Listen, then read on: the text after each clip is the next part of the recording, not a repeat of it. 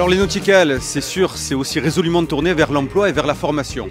Ces jours seront dédiés avec une trentaine d'entreprises. Alors il y a les entreprises locales que nous connaissons à travers la Cota Shipyard et tout son florilège d'entreprises.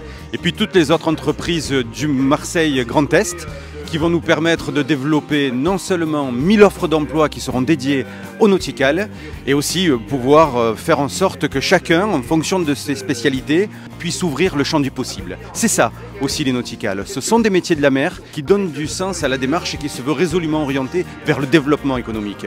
Et c'est là où la commune prend tout son sens, c'est là où la métropole aussi donne son allant et c'est là où la région, au nom du développement économique aussi, appose sa marque et essaye de faire en sorte qu'il puisse transcender les frontières pour qu'enfin les métiers de la mer soient reconnus et que les spécificités qui sont liées à ça puissent donner du sens à ceux qui cherchent un emploi.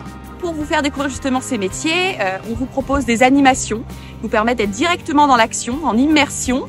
Ces animations peuvent être l'usage de casques à réalité virtuelle, pour faire des visites d'entreprise, faire de la simulation, comme la simulation de soudure ou de peinture sur bateau. On vous propose également des serious games, des jeux de plateau, bref, tout plein d'activités qui vous permettent de découvrir les métiers de la mer autrement.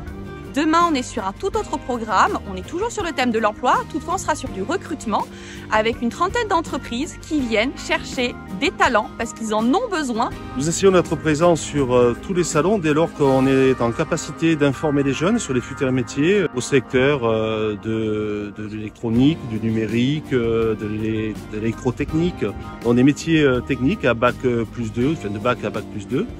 Et l'idée étant de pouvoir les aider à mieux comprendre quels sont ces métiers, quels sont les débouchés professionnels. Et notre rôle, c'est de créer des parcours ludopédagogiques dédiés à faire découvrir les métiers de la mer pour un public très varié, du jeune en quête d'orientation à la personne en reconversion, en passant par des jeunes en problématique d'insertion.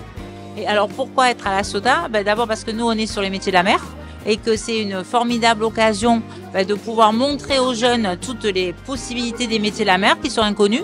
Et le fait d'utiliser la réalité virtuelle, ça leur permet véritablement de faire les gestes. Et le fait d'utiliser de la vidéo 360, ça leur permet de découvrir la réalité des métiers, de voir s'ils pourraient s'y projeter. Il s'agit pour nous donc d'être aux côtés de la métropole et de la Cité des métiers qui sont les organisateurs, de manière à pouvoir informer un public de plus en plus nombreux sur les métiers de la mer, comment on y accède, quelles sont les formations pour travailler dans le maritime. Et donc aujourd'hui, c'est des ateliers, des conférences, des stands animés par de nombreux partenaires et organismes de formation. Ce matin, j'ai commencé un atelier, un quiz, en partant de qu'est-ce qu'on trouve dans la mer qu'on ne devrait pas trouver pour axer effectivement sur l'environnement. Et des formations très courtes qui sont très attractives également.